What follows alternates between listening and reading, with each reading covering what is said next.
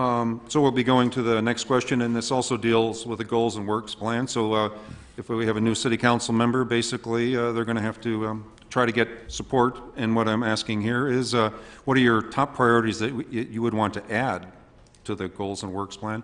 And that question is directed to Michael. Right. Thank you, Al. I think there's a couple things I'd like to add. It's interesting because some of the bigger problems don't necessarily make it on the work plan. McPherson is certainly what we devote most of our time to and work on a regular basis, yet it's not on our work plan. I think that we need to find a way to incorporate that so folks are clear that it's something that we are really working to an equitable solution for the city.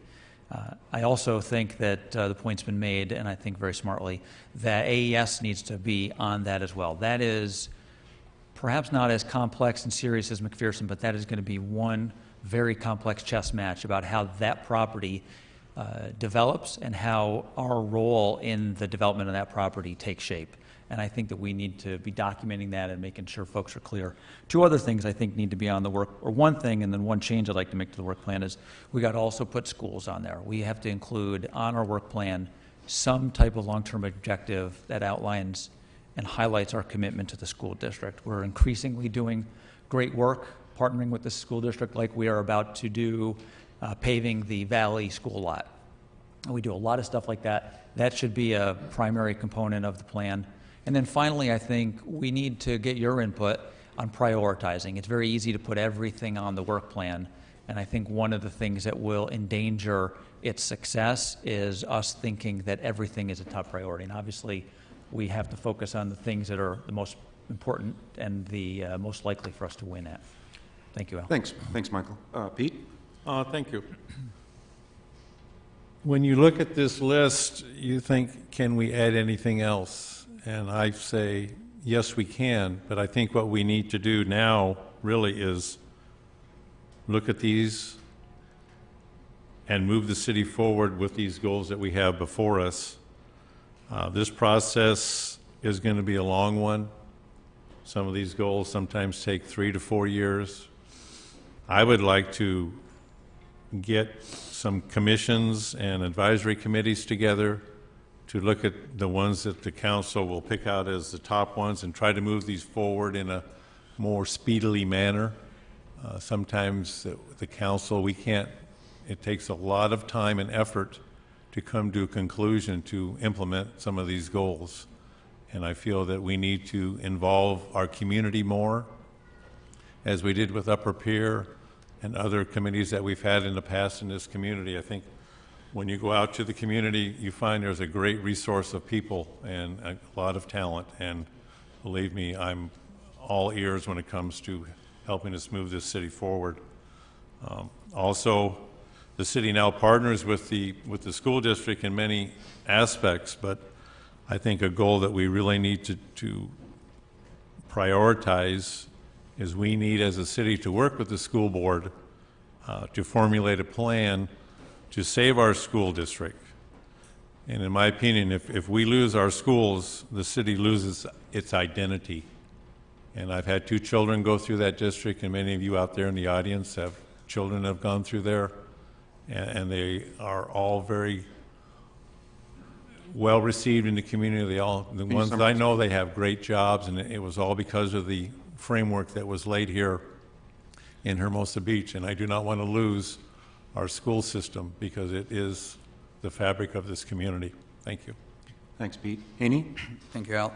I think the issue that's on the top of my list and on top of the list of a lot of people that I talked to that is not currently on the City Council's list is the AS power plant and the significant impact that it will likely have on our community on a daily basis probably for the next several years. They've submitted a proposed construction plan that would last for 9 years. They've changed it a couple times, but currently it hasn't been finalized, so the amount of construction and the construction plans are still uncertain. And when I go around and talk to people, some people mention that it is in Redondo Beach, and why do we care? Even if we did care, what can we do about it? The issue is it is in Redondo Beach, but it's obviously right on our border, so it impacts a lot more residents in Hermosa Beach than it does Redondo Beach because of how close it is to our city. And what we can do about it The answer is not clear because the city hasn't evaluated what they're doing and evaluated our options. But we know enough that when they were proposing to put in 3,000 condominiums on that property, the city of Hermosa Beach did step in and did make an impact to change that. So the answer to whether or not we can do something about it, I think we can. The second thing that's already mentioned is our schools. Our school basically makes our community. It gives us identity. We can't risk having our schools deteriorate. I know that there's a separation between the city council and our schools, but I think to the extent that city council and us as residents of the city can do anything to impact the condition of our school districts and to provide the needed funding and the support that the school district do, that's what we should be doing in the next 4 years. Thank you, Al. Yeah, thanks, Haney. Steve?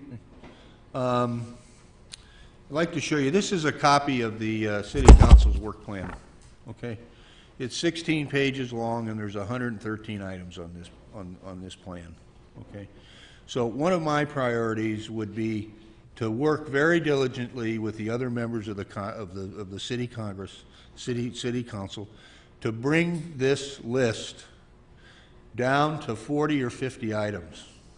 One of the problems that we have with this list are there are no initial dates on this list, and there are no estimated completion dates on this list.